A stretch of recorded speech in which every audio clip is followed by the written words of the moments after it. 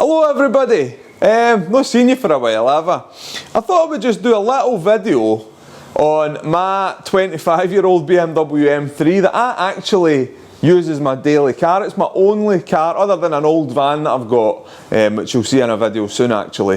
This is the car that I use every day, and it's a bit, well, it's a bit different from it was when it left the factory. Let's have a look. Well, here it is. She, him, whatever you want to call it. It's a 1996 BMW M3 Evolution, which means it's the European spec M3. The Evolution got the S50 B32 Euro engine, which means you get Gilvanos on it down here sort of thing, and you got the individual throttle bodies and stuff. 321 PS, which is about 315 horsepower, naturally aspirated, if you believe what BMW tells you anyway. Generally in real life on the sort of dyno they tend to make sort of 305, 310 horsepower, so not that far off what BMW tell you. The car, it's actually a track car. My dad had it some years ago actually, and for the past 8 or 9 years I've sort of been looking after it really. He gave it to me and I've sort of maintained it, ran it sort of thing, and used it as my track car. I've kind of upgraded it along the way. It came with some really good upgrades actually. It came with KW Club Sport suspension, which is absolutely fantastic. And H&R roll bars as well, it's got them on it. My dad had put them on it quite some time ago. But apart from that, I have added K-Sport brakes, 330mm 8-pop brakes on the front. And some other wee bits and pieces. I've got a roll cage in the back, a sort of half cage, just because when you're going pretty quick on track, you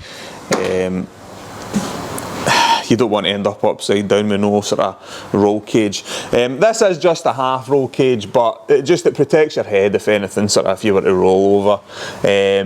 But that's that really. C80 shifter, this is probably my most recent sort of upgrade on the car. It's a solid mount shifter and it is absolutely, it's just great. Once it's adjusted up properly, they're absolutely fantastic. These, I think some people put them in, they put the sort of cheaper versions in and they don't work quite so good, so they get a bit of a bad rep, but I love mine, it's great. The seats are both Cobra seats, and they're matching belts on them, both in fantastic condition. And in the boot we have one of the biggest problems with these old BMWs and E46s actually is they suffer from basically the saddle tank, the fuel oil goes to one side, so you get fuel starvation issues on track. So this basically sorts that out. It's a swirl pot system, so the fuel tank, the pump in the tank feeds the swirl pot, and then this Bosch pump feeds the engine, and it basically means that there is always a supply of fuel to the engine, even if you're upside down basically, pretty much. The exhaust on it is a UUC exhaust, right up to the cats, and the differential in it has the 3 points. You can see all the sort of track day stickers I've attended over the past year or so. It's got the 3.62 upgrade out of the E46 M3.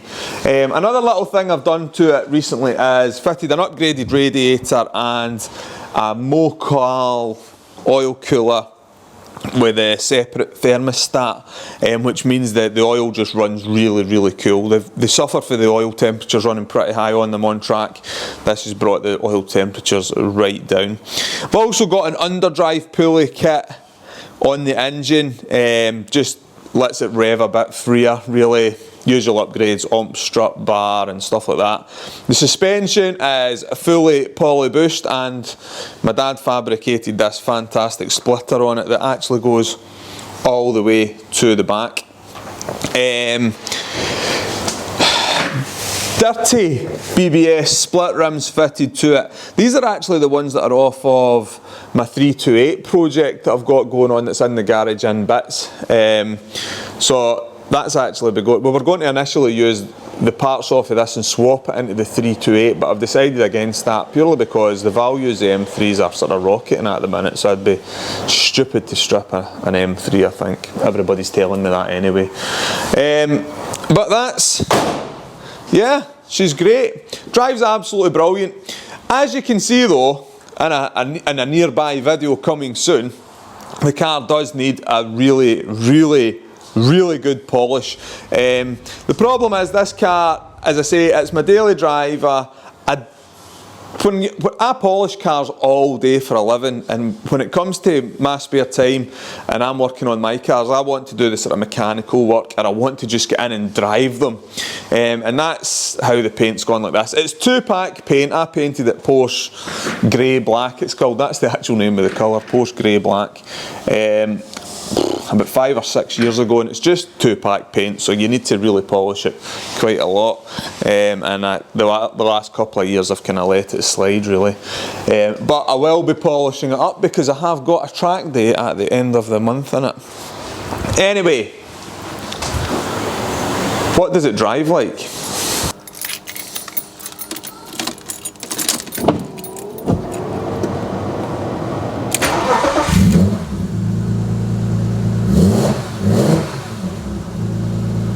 Sounds great.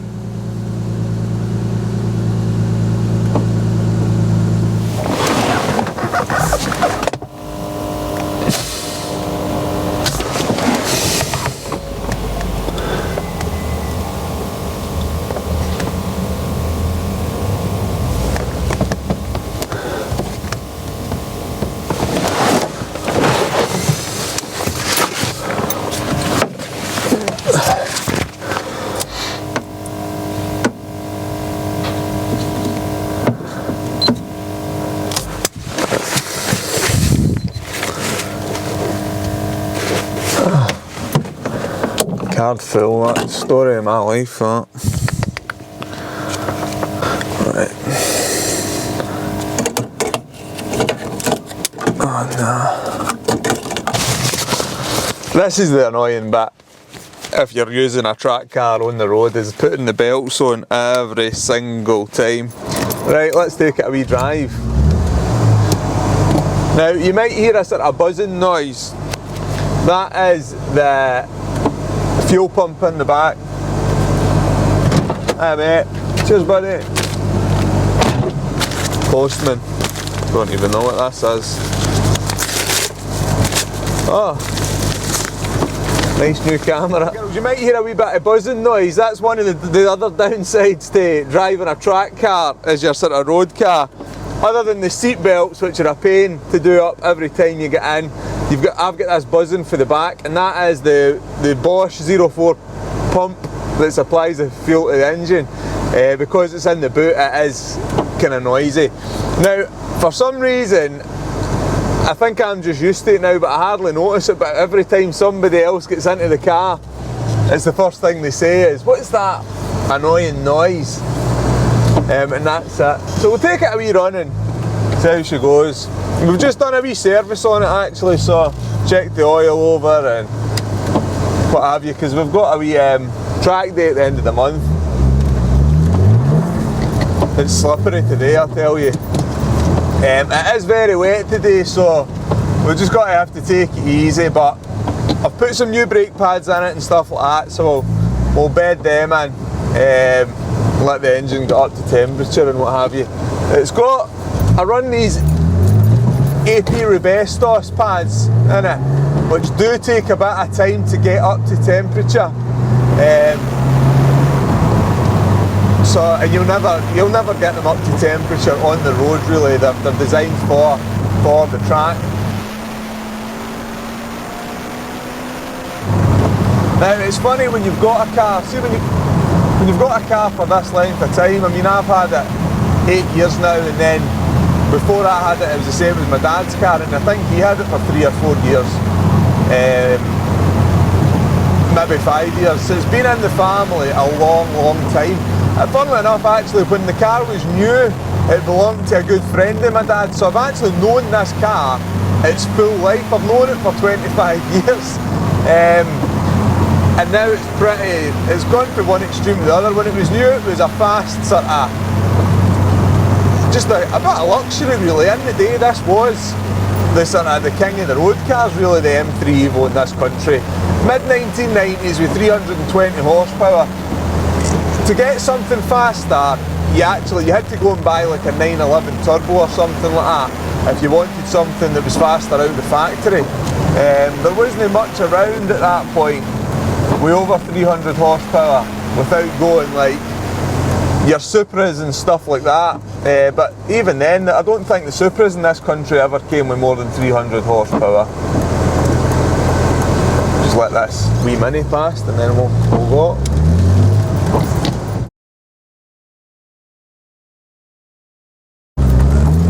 You have got to watch in it because they've actually got relatively skinny tyres, 245 section tyres.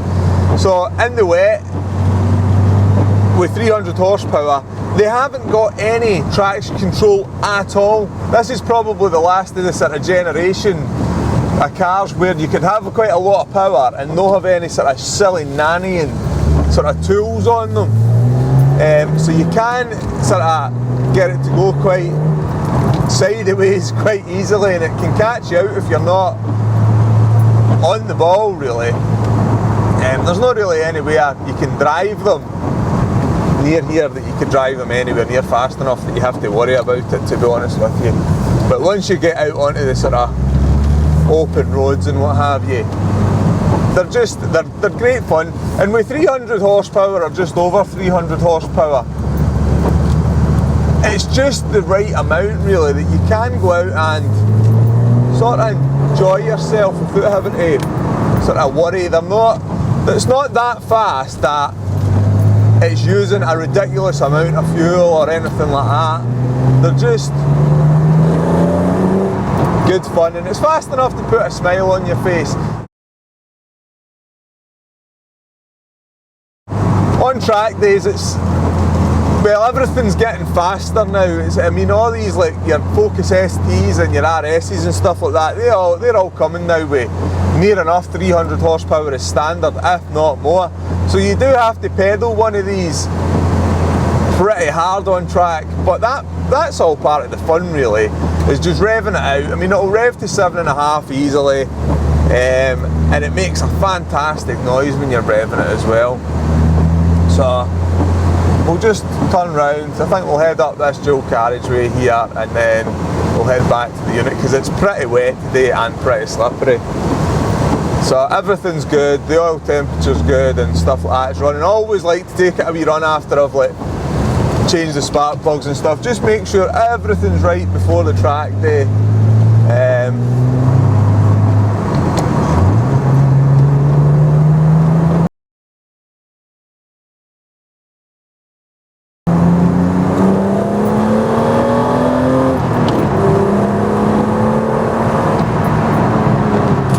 Accelerate up to the speed limit pretty quickly, and it makes the best thing about this car is just the noise it makes. I mean, there's no 4 cylinders or anything like that that can compete with one of these. It's a mechanical noise. Everything about the engine is very mechanical. Although it's got an ECU on it, it's a cable that operates the throttle body and stuff like that, so you can feel the throttle pedal is connected directly to the throttle really. So, and it's great fun to drive really.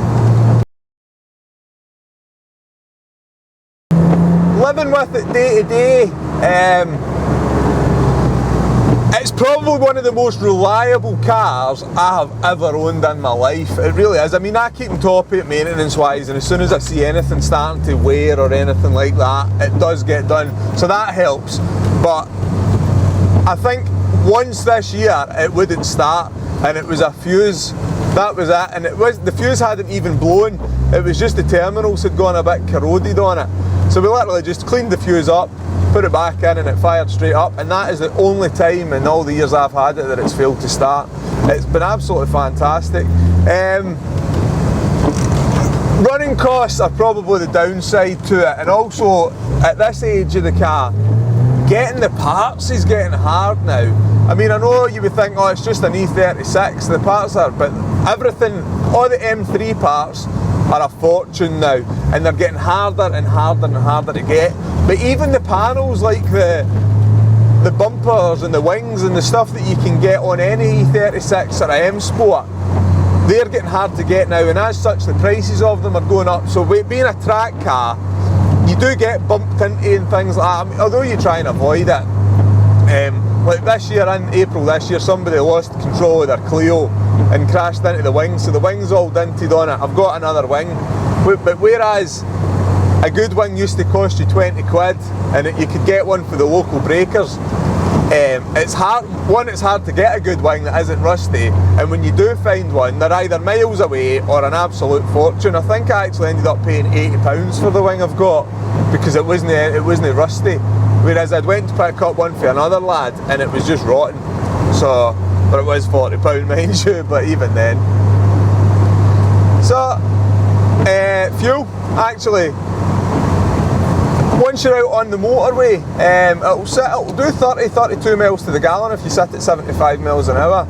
However, when you're just driving around town and stuff like that, you're talking mid-teens, 14-15 mile to the gallon.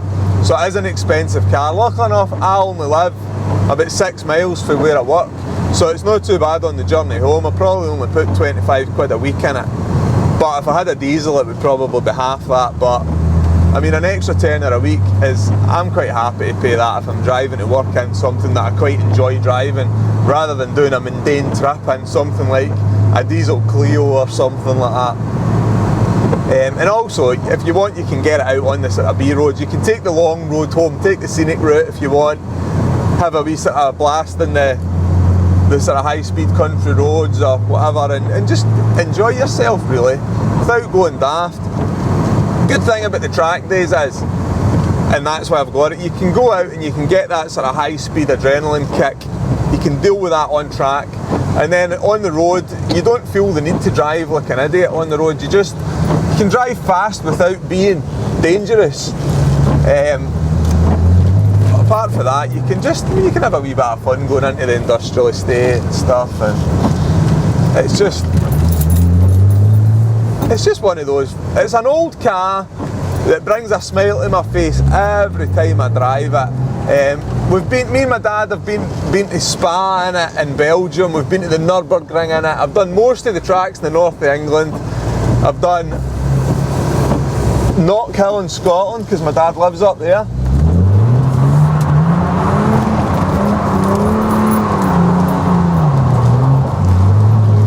Or you can do wee donuts like that and just have some fun.